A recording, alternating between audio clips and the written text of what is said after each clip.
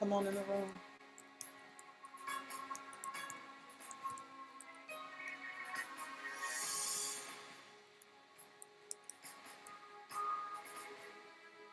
Come on in, come on in.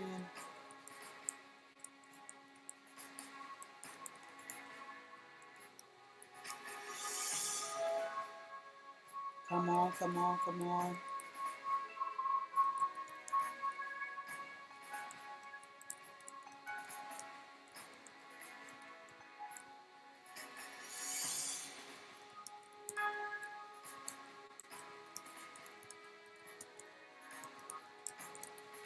Come on, come on.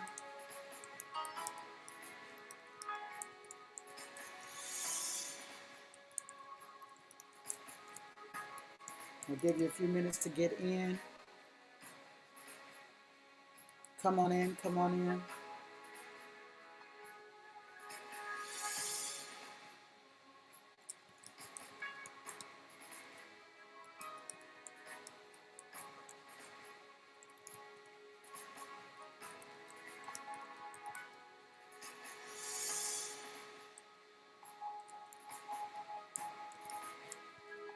Come on in.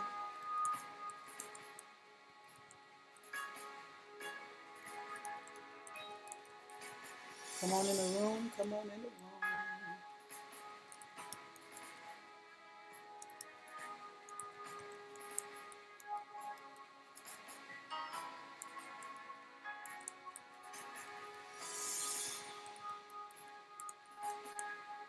Come on in, come on in. Come on in the room.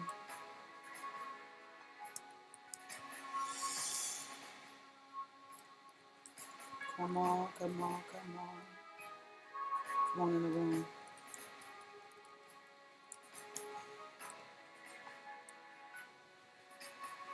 Come on, come on.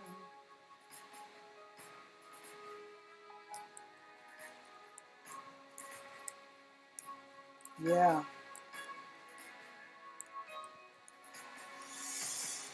Come on in.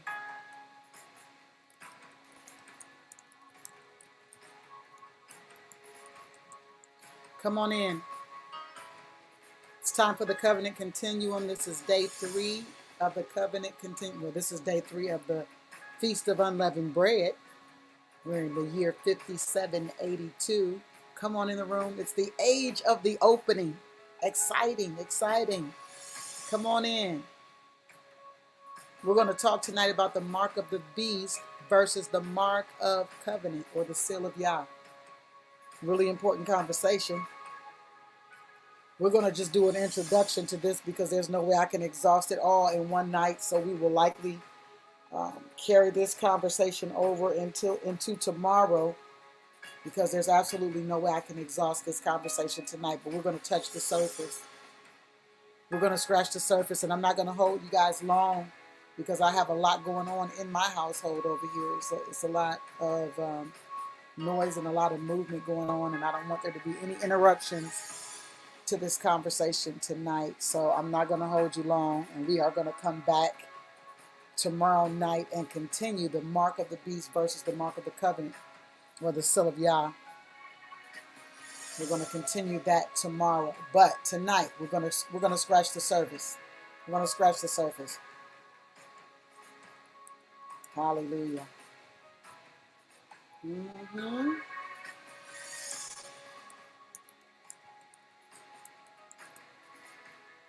Hallelujah. We're going to get into this. We're going to get into this. The mark of the beast versus the mark of covenant. I'm going to move forward. I'm going to hold you guys long, and I'm not going to wait much longer. I'm not going to be putting up a whole lot of stuff in the room tonight. I'm just going to be communicating. I have not been afforded that luxury during the feast to be able to put notes in and have stuff flying across the screen and all that. I just have not been afforded that luxury in this season. But we're going to get done what we need to get done. We're going to do that, right? How about that? We're going to do that much. Hallelujah. Come on in and let me know that you're in the room once you get in, whether you're watching it live or whether you are watching it by replay. Please don't forget to go over to the YouTube channel. Rock Mogul Ministries is the YouTube channel. Go over there to the YouTube channel, like, subscribe, and share. We need to get, I loved when we were on Periscope, because Periscope is so easy for us to build momentum. YouTube, good evening, Elder. YouTube is a little more difficult, but if we join together and we band together, and if you've got a YouTube channel, let us know. We can definitely support that as well. I think if we band together, we can accomplish what we're attempting to accomplish, which should be all the same thing, which is getting this message of the kingdom, this good message of the kingdom into all the world, right? Yes, ma'am, and yes, sir. We're going to get it done. Again, we're going to scratch the surface tonight. There's no way I'll be able to exhaust all of this tonight. But I want to just kind of look at some things. I believe that one of the major um, interruptions that we have in our system of how we believe and what we believe is that we don't ask enough questions, one. And two, we don't read. And if we're reading, then we don't study. We don't dig deeper to find out, because someone has already told us what a thing means, then we just accept that and we just go on with that. We don't question things. We don't, as if things are not questionable or able to be questioned. We must question things, and truthfully, um, people have to be able to give an answer for what they believe. Yeah, you have to be able to give an answer for what you believe. Everything has an answer. It does. Especially if you're saying it, then you should have an answer. And if you don't have an answer, you probably shouldn't say it, right? But we've got a lot of things that we're saying and a lot of things that we're doing.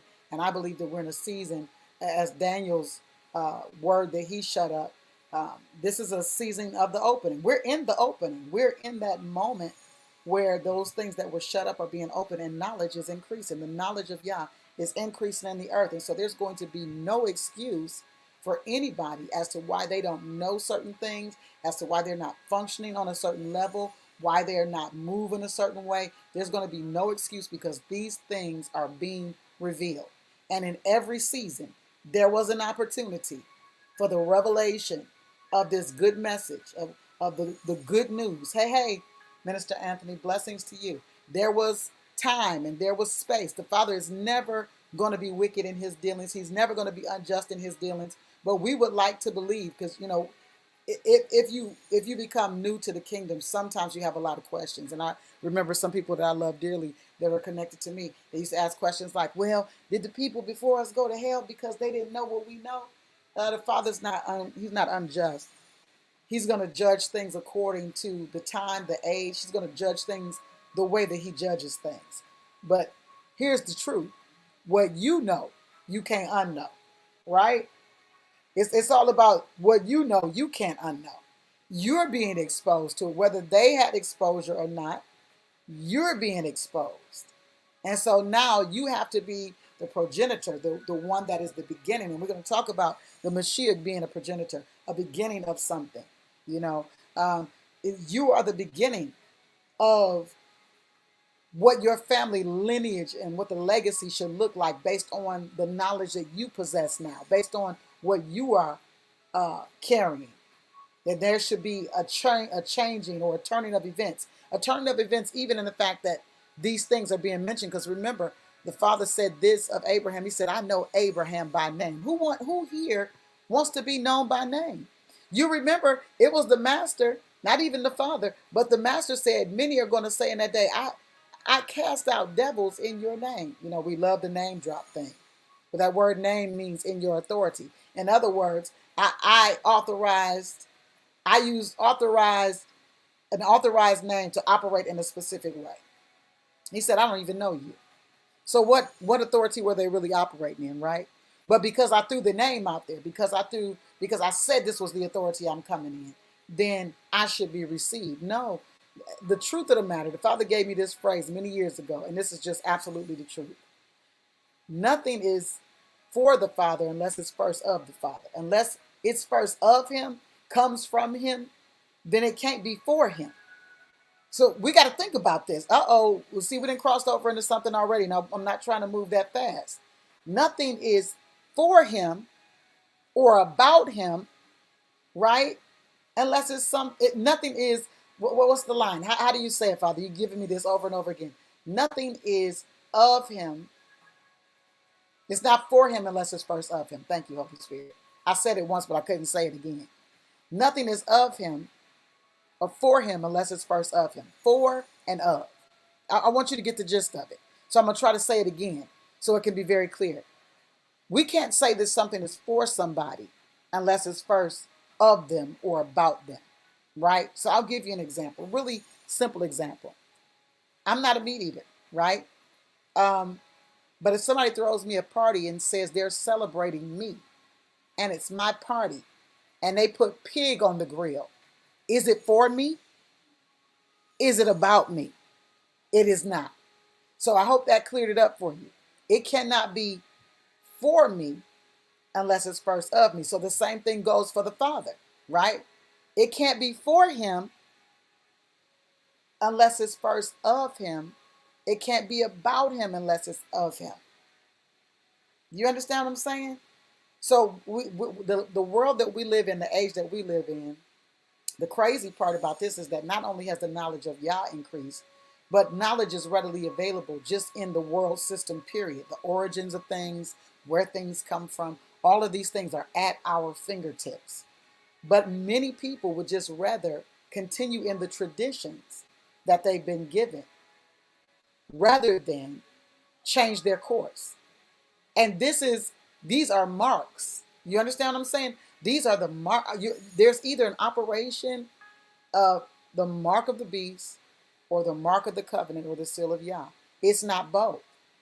And we know that the children of Israel continue to mess themselves up and go into captivities and be killed and have all kinds of issues, be kicked out of promise and all of that because they thought that mixing things up, you know, that the mixture was going to be okay, that we could take this and we could take that. And that was Constantine's day. They took a bunch of stuff and just mixed it up. You know what I'm saying? We're going to let everybody go into the same temple. Now you go into this temple and you got all these gargoyles on the wall, and we're going to make this the Lord's house. You know what I'm saying? The point of the matter was, first of all, the children were separated from those things because here's the truth of the matter. While the Hebrews might have learned some things, this was, before the temple was even built, they were learning Torah. And then when they started coming into captivities, then buildings became a thing. Now, this is why at a certain point, there was this desire to build an edifice because buildings had become a thing. So now when David desired to build something, it was a monument. It was, I want to build something for the Father. And so Solomon finished that. But then that thing became, that became a thing. Oh, we're going to build temples to our gods. We're going to build. And so now they are, understand, the people, they didn't worship in that place. That place was set apart. It was a specific way that things were handled, just like the tabernacle. It was only handled a certain way. People didn't just walk through the tabernacle. You understand what I'm saying? So at the end of the day, the people still worshiped. They still worshiped the way that they worshiped. They still worshiped, on the mount, but not in the temple, if that makes sense. So now we've got it where we're all going into the building. Now the thing that the Father has commanded us to do, the thing that we've been mandated to do, go ye into all the world. We've lost sight of that, and now we're going into all the churches. Go ye into all the churches and preach and teach. But there's no go ye into all the world. Well, then somebody will say, well, we got missionaries and we got people that go into all these foreign places and they still going into all the churches. Where's the message in the streets? Okay, so the message in the streets is going to be the message like the master did, because he went into their temples or into their synagogues. Remember this conversation. The word says that he went into their synagogues. Now, I don't know if we're confused about pronouns or what's going on here, but it does say Their. It says their synagogues. It didn't say his synagogues. It didn't say he went into the synagogue. It said he went into there, which denotes that it was specifically someone's. It was specifically a group of people that were heads over that. He went into their synagogues and he taught. He was a Hebrew, right? Torah had to be taught, right? But when he came out of there, unlike them, the Pharisees, the Sadducees, and other groups of that day, other religious groups, cultish groups of that day, they were simply about the knowledge of something, memorization, knowledge of, but not the activation of. So this is why when the master came on the scene, they didn't even know that he was the one. He was, I want to go here, but I don't want to jump ahead of myself. You remember the Matrix, right? We're going to get into this in a minute. You remember the Matrix? They were calling Neo the one. Well, where does the one, that phrase, even come from? In order for you to think someone is the one, then you have to have information on the one, right? You have to have information. What does the one represent? What do they look like? What, not even just the physical features, but I'm talking about what's the character of the one? What is the operation of the one, right? The one as in not the first of humans, but the one that's coming. See, this is so perfect, Holy Spirit, coming to change a specific dynamic, to put some things in proper perspective, to put some things in place. I'm not going to get way ahead of myself. I'm going to back it down just a little bit. We're talking about the mark of the beast versus the mark of the covenant or the seal of Yah. And again, I'm not going to be able to exhaust it all tonight, but I'm going to do my best to give you the conversation for tonight, and I'm not going to hold you very long. Anytime there's a covenant, there are things which mark the covenant. There are signs of the covenant. And understand this, the mark of the beast is not the mark of Yah's covenant. The mark of Yah's covenant is the word that he releases that we come into agreement with, right? So one of the marks of the covenant is Torah. Another mark of the covenant is what's in Torah. So the Sabbath is a mark of the covenant. His appointed times are marks of the covenant, right? Just like it is clear that if you're invited to someone's party, it's because they know you. It's a mark of your relationship. It's a mark that you have relationship with that person. So it is with the Father, that he's created days that are specific days to him that he wants us to show up at, and it marks our covenant. Now, there were other examples of the marks of covenant. You saw the mark of covenant when Noah traversed the waters all those days, right? And then the ark landed on Mount Ararat, right? And then there's a mark of a covenant that the Father puts in the sky called the bow, right? That's marking a covenant. He's saying, I'm not going to ever flood the earth like that again. I'm not going to ever destroy the world that way, right? But let's look at this. I'm going to give you another example of a mark of a covenant. If you look at Isaac and Rebekah, right? You remember Isaac and Rebekah? They went to Egypt just like his father did and his mother did, just like, Abraham and Sarah did, right? And they went during the time of famine. Now, they are representing the same story that Isaac's parents represented, which was, she's my sister, correct? However, the king, he sees something wrong with this conversation because he's looking out of his window And he sees something that signifies the contrary to that conversation that was had with him. The word says that he looks out the window and he sees Isaac sporting with Rebekah. Well, what does this word sporting mean? It talks about an intimate engagement. It's a playful engagement, but it's very intimate. Are you listening to me? It's very endearing. It's very intimate. It's that of a husband and a wife. So this manner or this behavior marks or is a sign that they are connected. And they are not brother and sister. They are connected intimately because of this sign that I'm seeing. Listen, the 10 virgins. You remember the 10 virgins? They were all virgins, right? But what marks the difference between the wise and the foolish was that the 10 wise virgins came prepared.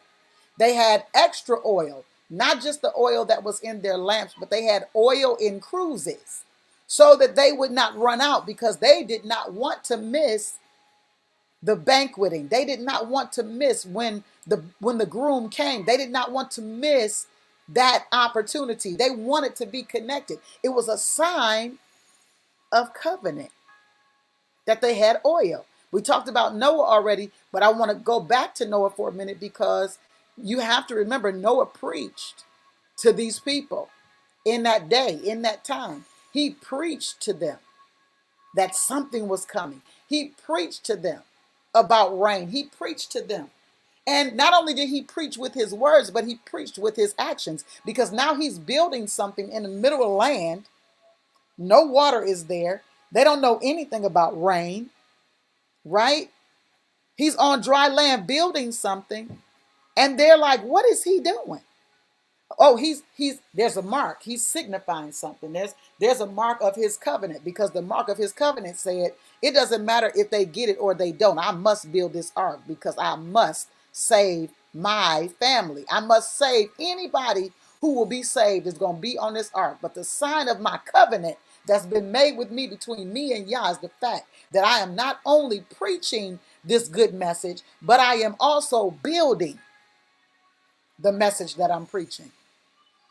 The mark, it's a sign.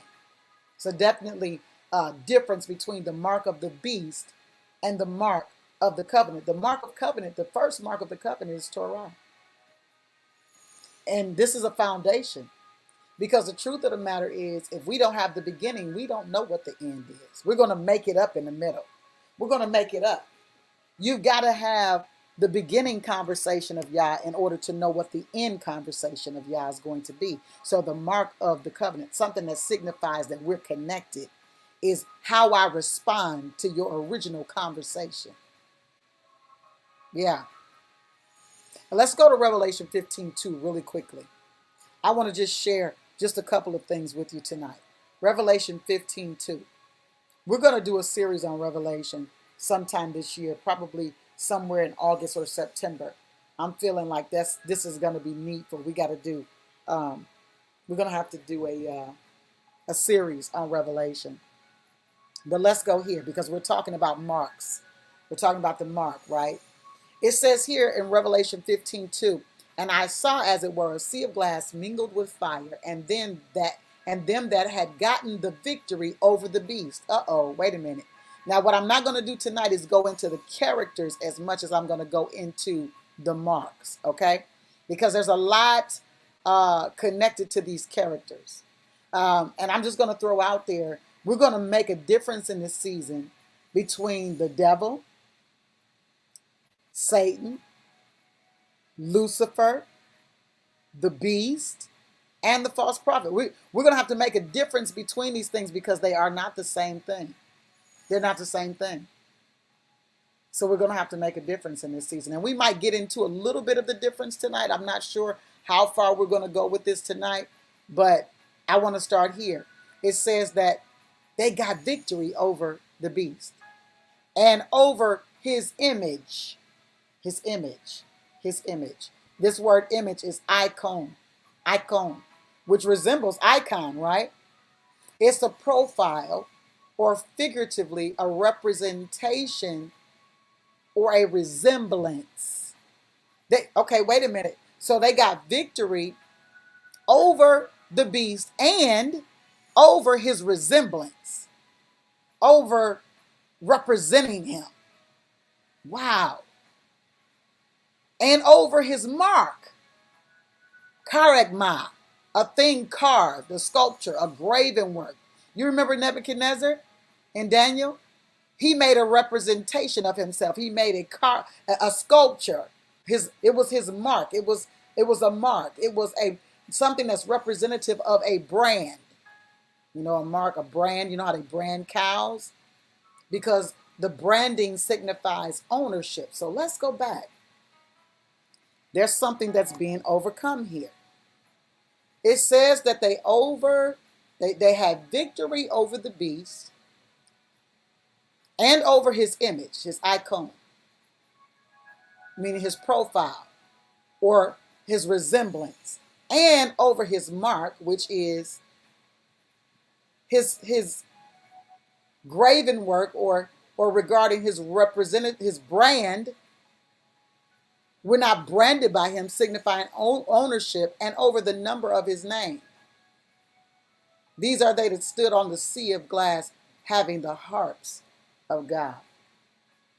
You know, I've done a lot of conversation over the years about the various unholy days that many quote unquote believers are still celebrating. And it's really baffling to me. I'm going to tell you it's as baffling to me as people eating McDonald's in this day and time, when they have done all kinds of documentaries and people have done all kinds of different things about the fact that that's no good and that there are different things that are in the food. First of all, it's not food, okay? Second of all, there are things in it that are getting in you. It's so much experimentation that's been done. It's just so much information. So it will baffle me that somebody would actually still be eating McDonald's or buying McDonald's. I mean, it's baffling. The information is everywhere. It's everywhere. But notice that there are still marks. There's still an image. There's still an icon, right? And not only is there still a profile, a representation, but the mark, you still see the mark everywhere you go. That brand, you still see it. No matter how many documentaries have been done, you still see it. It's the same thing with these unholy days, right? No matter how many times people are saying that what you're celebrating is I'm sorry, not even the etymology, but the origin of what you're doing is clearly noted all over the web. It's all over the web. I mean, it's nowhere you can't see it. You can just type it in and say the origin of Easter. You can just pull it up. But somebody would say, oh, well, the word Easter is in the Bible. Well, isn't it a translation? And didn't men translate it? And if somebody continually is printing it, if they have an agenda to change something or to make something a thing, wouldn't they just put it in there? You know what I love about the word? Is you can change the English words and make it mean something. But for studious people, you could never change the whole thing, because you would have to be well versed in Hebrew, Aramaic, Greek, and all of that in order to change everything, because the foundation of what we're reading was from another language. So when we go look these words up, right? When we go and we look these words up, you're not going to find the word Easter. You're not going to find that. It's not there. Matter of fact, let me see if I can pull up that section where it is. I'm going to pull up that word and we're going to look at that real quick. Just so I can prove this point. It's in Acts chapter 12, right? Acts chapter 12, verse 4. And when he had apprehended him, he put him in prison and delivered him to 4 quaternions of soldiers. We know that this is Peter, to keep him intending after Easter. Now, out of the whole Bible, we have never heard anything about Easter. And all of a sudden appears this word Easter. Wow. Let's go look at that. What does this word Easter mean? What does this mean in the Greek? What's the word for Easter in the Greek? Guess what it is, y'all? Pascha. Pascha, right? And this word Pascha is Passover, a sacrifice of Passover. So if you study that, then you realize, wait a minute, we was talking about Passover in the original conversation. Now, where did Easter come from? Because nowhere else, not even when there was when the master was talking about uh, anything, when the master was still on the scene, nowhere in there was Easter ever referred to, right? So let's go and let's look at the origin of Easter. Let's look at that for a minute because you know it's right here. I didn't intend to do this tonight, but since I'm here, I just may as well go on ahead and go on in here and just do this while I'm right here, right? Let's just go on in. Let's look at basic facts. I'm not even getting ready to get deep with you tonight because I just showed you that the word was changed and that Easter is not Easter, it's Passover. So why didn't you just say Passover, right? They said Passover in every other conversation in the new covenant, right? In the what you guys are calling the New Testament. Listen at this. I'm just going to pull up the Britannica. I'm not even going to get deep. I'm not going to get deep. Let's just go here. Let's just look at this. Okay. They said, ooh, and it's doing something weird too, ain't it? Let's see. I'm going to try to pull it up. It's doing something strange. Let me see if I can open it up all the way. There we go. If I open it up all the way. Easter, Latin, Pascha, Greek, Pascha, principal festival of the Christian church. First of all, we're all off here because the Passover and any Moedim, the Father said clearly, these are my appointed times, right? But someone's writing this, right? And so because they're writing it, they have their perspective, whatever they learned from wherever they learned it from. I am on a live. Stop banging on my door. Just a moment. Just a moment. Yes, ma'am. Just a moment. So we're looking at this and it says, which celebrates the resurrection of Jesus Christ. Now, honestly, if we're talking about Passover, that doesn't celebrate the resurrection. That celebrates the death. That's a memorial of the death. Passover begins with a dying and not a resurrection, right? Okay. So I'm just trying to bring some things to the forefront just so we can be aware. I'm going to give me just a few moments, folks. I'm going to put something outside my door and I'll be right back.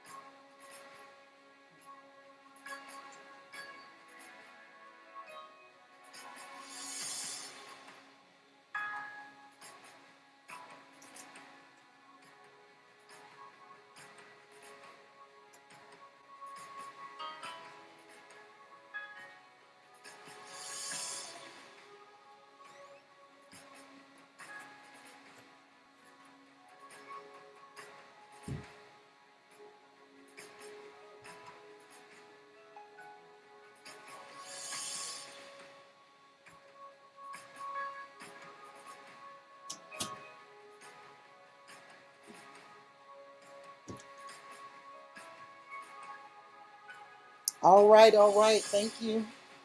Thank you for your patience. Thank you. I appreciate you. So here we are. Here is in our reading. This is very important. This is imperative. In our reading of what we're looking at as far as what the information is representing or presenting or marking, If we've read the scripture, then we have a clear picture of what the Passover is. But if we have not read the scripture, then we fall into the same situation that the world at large falls into during these times or during these seasons. And then we come up with excuses. But the reality is we are following the traditions of men and not the ordinance, right? So this is a separation. It gives us to know, and we've all been in some places before. So when I'm saying this, I'm not saying this from a position of everybody's going to be damned to hell because they're doing this a certain way. Here's the truth. The Father's going to reveal himself before he judges anything. He's going to reveal himself, and how we respond to the revelation of who he is. How we respond to that is going to detail, it's going to define who we are and what we're on and who we're with and where we're going. That just is what it is. He's not going to allow us to not be exposed to this truth. He's not going to allow it. Because if he's asking something of us, remember I say this all the time. This is a word he gave me a lot of years ago, and that helps me a whole lot. If he's requiring something of us, it's not, he has first given it to us. So this goes back to the beginning question, right? Well, is everybody else going to go to hell that was before us because they didn't celebrate Passover? If he gave it to them, then he can require it from them. If it was never an exposure, if they were not in that kind of environment or whatever, then it would be based on other things. He's a just God, but it's been exposed to you. And that's where we are. It's being exposed to you. The question is, what are you going to do with what he's exposing? Now, I love how he operates, because I love how he just takes you in a direction and then gives you the clarity to go and to find the witnesses for what you're saying. Look at this. If we go to Mount Sinai, right? The Father says, bring the people here so they can worship me. So they get to the mountain. There are instructions that are given about them being at the mountain. And the Father now wants to reveal himself. He wants to reveal himself not as some weak, jellyback God, because he wasn't weak or jellyback when he brought them out of their captivity. He wasn't weak or jellyback when he was slaying giants before them and subduing nations, and they were taking land, acquisitioning the land of their enemies. He wasn't no jellyback then. So now he wants to reveal himself, right? They're on the mount. They're at the mount, and there's thundering, there's lightning. There are flashes, there are sounds, there's taste. I mean, this is a supernatural experience. They are seeing thunder. The word says that they saw thunder. You don't see thunder, you hear thunder. So their senses were supernaturally charged to be able to give them the capacity to feel him, to sense him, to taste what glory was. You know what I'm saying? And what they said was, when they were given the opportunity to be that intimate with him, was, no, I'm good. That's too much. That's the age that we live in now. People, no, I'm good. That's too much. You know, well, that's too much. We've been doing this for 10 generations. We've been doing this like this for all of these generations. That's too much. We don't have to do all of this or that. It's a mark of the covenant, though. It's a sign that you're just not acquainted with somebody, but that you're in covenant with them. And there's a huge difference between an acquaintance and a covenant. There's a big difference between an acquaintance and a covenant. An acquaintance is just a pass by. Hey, how you doing? You know, I'm familiar with that person. I've heard of them, right? But covenant is way deeper than that. And we don't live in an age where people really are after covenant. The Bible says that you wouldn't even be able to convince them into covenant. It said, terrible times will come. Perilous was how the scriptures refer to it, but the word perilous means terrible. You know? Perilous times. Said in the last days, perilous times. Wow. I want to give you just that piece where it says that You won't even be able to convince them. Since 2 Timothy chapter 3, it says, in the last days, perilous times shall come. Where is it? I'm going to show you where it is. It says truce breakers. There we go. Truce breakers. That's covenant breakers. You can't even really talk them into having a covenant, because covenant is not what they understand. And the reason why it's so difficult for people to change gears from what the traditions are is because they're not good at covenant. But see, the first covenant that we will ever need and be good at is the covenant between us and the Father. Of course, as children, we're understanding covenant by our parents, by those interactions and those relationships. But I'm saying, as an adult, whether you got it there or not, if the Father's revealing himself to you, you got to come into the covenant so you can begin to not only experience the covenant, but express the covenant. That's your way of life, your lifestyle, all of that has got to be expressed, right? So this is where we are. We live in a day and age where people do not want to not only receive covenant, they don't want to be in covenant, and they don't want to express covenant. Because to express covenant in this culture is almost suicide. Can you imagine if I felt some kind of way about how people felt about me? I wouldn't teach this message. I got a lot of friends a lot of people that I know and love that still do things a certain way, that I do not do them. But I realize there's still a need to come into the unity of the faith. So I'm not the judge of how they function. I'm the judge of the fact that the mark of the covenant is Torah, and the mark of the covenant is what it is. That I'm the judge of that. I have to judge that, because then I have to know what I'm dealing with, right? However, I'm not the judge of where they're going to go. I'm not finalizing their destination. My only job is to express the covenant. And so I find myself expressing covenant when I don't hear anybody else expressing it. And then if they are trying or attempting to express the covenant, it's a mixture of Jewish and rabbinic and all of these other Pharisaical mindsets, Kabbalah, Kabbalistic, just it's a bunch. And I'm saying, sometimes you just feel like, am I, I know that I'm not the only one, because the Father said it clearly to Elijah, you're not the only one. So I know he would never, make one of us the only one, right? But however, as individuals, we are to go and make other disciples. And that's the purpose of me sharing the Feast of Unleavened Bread online, to make other disciples so that other people whose eyes can see. We were talking about the calibration of the eyes this morning. Father wants to recalibrate the eyes of his son. It's the age of the opening. Open eyes is going to be crucial. Open ears is going to be crucial. Open heart is going to be crucial. But what's coming into that opening, and what opening you're going in as a result of what's in you, is crucial as well. Let's go to Revelation chapter 20 really quickly. Revelation 20. I can see I'm not going to get that far into this tonight, because I didn't want to hold you longer than an hour tonight. Revelation chapter 20.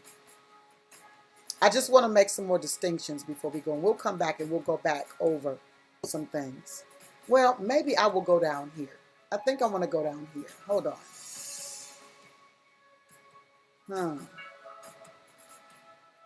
Yeah, I think I'm going to head down here for a moment, because we want to talk about the 9 signs of covenant. It's found in Psalm 91. Let's go there tonight, because I know that that's going to be a good way to end this.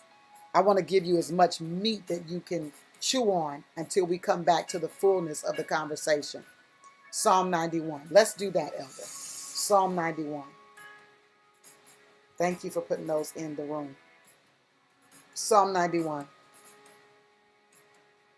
You know what? Long gone are the days where we can make the excuse of, I'm just hanging out with the fam. You know how many times I've heard I was hanging out with the fam, and really horrible things happened in that day, that people were hanging out with the family. on those days that they were celebrating what they didn't even know that they were celebrating. You know, everybody don't know what they're doing, but it's still what it is. So in my desire to just hang out with the fam, right, I'm still participating in something. We got to see it for what it is. You can't see it for something different, because if you see it for something different, then you'll get caught up. You'll get caught up. 9 signs of covenant. You're going to find it in Psalm 91. The first sign of covenant is position. How you're positioned. And we saw that, right, with Rebecca and Isaac, or Yitzchak, properly pronounced. Position. Their position, how they were positioned with one another was a sign that they were in covenant. Position is a sign of covenant. Let me go to Psalm 91 real quick, because I want to read it as we go along. We'll come back to the whole Easter spiel. I'm really over that. I think by now you guys are adult enough to go and find those things, but we may revisit it. We may revisit it tomorrow. Psalm 91. The first sign of covenant. These are 9 signs of covenant. The first sign of covenant is position. Verse 1, he that dwelleth in the secret place of the Most High shall abide under the shadow of the Almighty. That dwelleth. Dwelling is a position. He has positioned himself in the secret place. Position is the first sign of covenant. I will say of Yah, he is my refuge and my fortress, my God, in him will I trust. Protection is the second sign of covenant. So we got position as the first sign of covenant. That's in verse 1. And protection is a sign of covenant. That's also in verse 1. I will say of Yah, he is my refuge and my fortress, my God, in him will I trust. That's number 3 is confession. I will say. Come on now. I will say. Confession.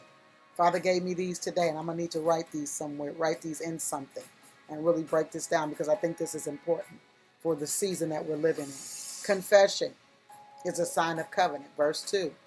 I will say of Yah, he is my refuge and my fortress, my God, in him will I trust. Surely he shall deliver thee from the snare of the fowler and from the noisome pestilence. Confidence. Surely. In other words, surely, that's a confident word. That's not possibly. That's not maybe. Surely is a position of confidence. Confidence is a sign of covenant. That's verse 3. Surely he shall deliver thee from the snare of the fowler and from the noisome pestilence. Now, I just want to take just a few moments to talk about this noisome pestilence, because we're in the age where the plague is something that's an undercurrent. Now, it's given a name and it's out in front of your face, but the undercurrent is all that the purpose of what they're doing is and where it comes from. So we got all of these things that are noisome, meaning undercurrent, meaning clandestine, meaning secret, meaning the purpose of it is to kill you, but you don't know it. Okay, let me name a couple of them. The frequencies that we're dealing with, 5G, all kinds of things that are being sprayed in the sky. Okay, the fact that the food is being tampered with based on what's being sprayed in the sky, so now the soil is damaged. All of the, but this word here says, surely he shall deliver thee from the trap of the trapper and from the hidden plague. Are you catching this? Confidence. Confidence is key. I'm going to open up this so I can see what you're saying. Okay. Confidence is key. Surely. There's no doubt about this. Surely he's going to deliver me. It says here, he shall cover thee with his feathers, and under his wings shalt thou trust. His truth shall be thy shield and buckler. Now, yeah, confidence. The next one, the number 5 or number 4 is courage. That's in verse 5. Thou shalt not be afraid for the terror by night, nor for the arrow that flieth by day. You'll not be afraid. The opposite of fear is courage. Yeah. The opposite of fear is courage. It's a sign of covenant. Number 5 is power and authority. We're going to get down to verse 13, so let me just keep reading. Nor the pestilence that walketh in darkness. That's the hidden thing, right? Pestilence again, plague. That's what pestilence is. The plague that walketh in dark is in secret, nor for the destruction that wasteth at noonday. And that's connected to the pestilence that was walking in the darkness, and now at noonday, destruction is happening. But it ain't happening to you. Here's the word on that. 1,000 shall fall at thy side, and 10,000 at thy right hand, but it shall not come nigh thee. Only with thine eyes shalt thou behold and see the reward of the wicked, because you have made Yah, which is your refuge, even the Most High, thy habitation. You've chosen that position. That's another, that's a sign of covenant. That's that mark. We're going to talk about it some more tomorrow. That's that mark, though. It's a position. It's a choosing of what I believe. It's a choosing of a system. It's a choosing of what I am in covenant with, what my confidence is in. It says here, there shall no evil befall thee, neither shall any plague come nigh thy dwelling. For he shall give his angels charge over thee, to keep thee in all thy ways. They shall bear thee up in their hands, lest thou dash thy foot against a stone. Number 5 is power and authority. Now, why I use power and authority? Because he's authorized you to exercise power in this verse. So power and authority are also signs of covenant. Power and authority, how you exercise your authority over darkness. It's a sign of covenant. It says here that you'll tread upon the lion and the adder, the young lion and the dragon shalt thou trample under feet. Because he had set his love upon me, therefore will I deliver him. I will set him on high, because he had known my name. Now there might be something there. Yeah, that's still position though. So let's go. Verse 15. Number 6 is call and response. Being able to call and be responded to, or receiving a call and responding, is a sign of covenant. Because in order for somebody to have a covenant, there has to be agreement. That's number 15. That's verse 15. I'm sorry. It's number 6, but verse 15. He shall call upon me, and I will answer him. And I will be with him in trouble, and I will deliver him and honor him. Those are 2 more. 7 is deliverance. Deliverance is a sign of covenant. Verse 15. 8, honor is a sign of covenant. We just read it. Verse 15. And number 9 is long life. A long, satisfying life is a sign of covenant. With long life will I satisfy him and show him my salvation. What are we doing? We are taking the time to identify what covenant looks like. We're identifying what the signs of covenant are. Are you listening to what I'm saying? What are the signs? Because there has to be something that marks events. Like when I was preparing this time, when the Father was telling me, okay, it's, it's upon us. Then he began to give me the sign of the event, which is the flyers. The sign of the event. Now, it started with altars on fire, but I did make covenant continuum before that. So it was a pre-announcement. It was a sign of something coming, right? It was a sign that something was about to happen. It was a mark. It was a brand. Thank you, Elder. It was a brand. Something was being put forward to announce something. That's what Torah is. It's the putting forth of conversations to announce something that is to come. That's why it's the sign of covenant. Yeah. Not just because it's read, not just because you read it, no. But because you begin to identify the revelation of what you're reading in all of the rest of the Bible that you're reading, because that's what the Master did. He didn't come here with his own doctrine. He was referring back to the Psalms. He was referring back to Isaiah or Isaiah. He was referring back to the covenant of Abraham. He was referring back to the law of Moshe, right? It's a sign of covenant. There were 9 of them. You guys can go back and look at that and listen to that. Tomorrow we're going to come back because there's no way I can get into the meat of this tonight, and I didn't want to hold you long, but we're going to discuss part 2 of the mark of the beast versus the mark of covenant. This is important because you could be bearing a mark and not even know that you're bearing the mark. Mark is not something that's on you or in you. It's something that you are in league with, something that you're in agreement with. Remember, the mark is the charagma, a thing that's carved. It's a graven work. It is a representation of a brand. It signifies ownership, right? Signifies ownership. Let me give you one quick example of ownership. When the Father seeded Mary to bring forth the Mashiach, he was signifying ownership.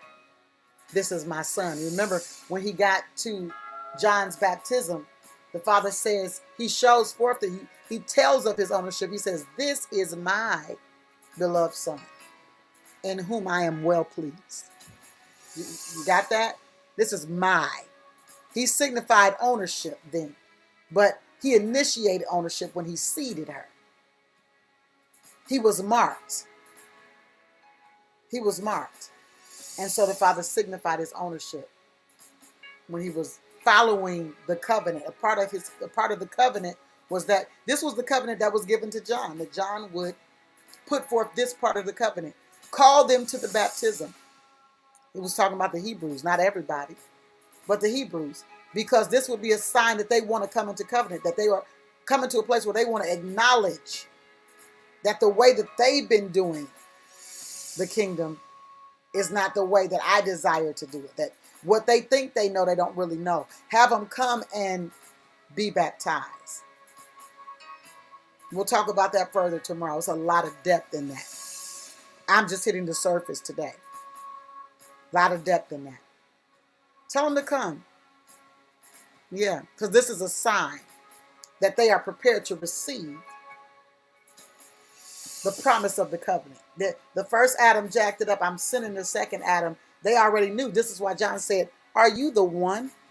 Remember we talked about the one a little while ago? Are you the one, or should we look for another?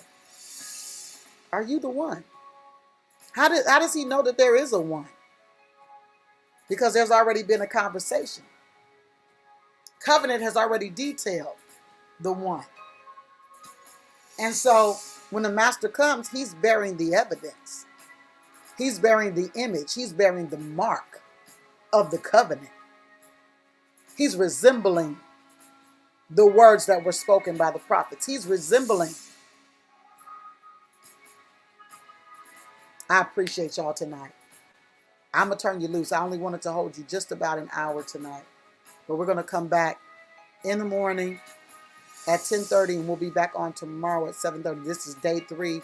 We're going to be in day 4. Well, we're really already crossing over into day 4 right now, actually. But we're talking day 3 stuff. But tomorrow, we're coming back, and we're going to talk a little deeper about the mark of the beast versus the mark of the covenant. Yeah, that's what we're going to do. I love you so much. Until the time we come back together, I want you to know that you are blessed, and I don't want you to forget it. I also want you to remember that the body is not a me thing. It's a we thing. You guys go back over some of the things we've talked about. We may bring them up again tomorrow, but I want you to be well versed in what you've heard tonight, because it's going to set the foundation. It's the foundation for where we're going tomorrow. Peace to your house, y'all.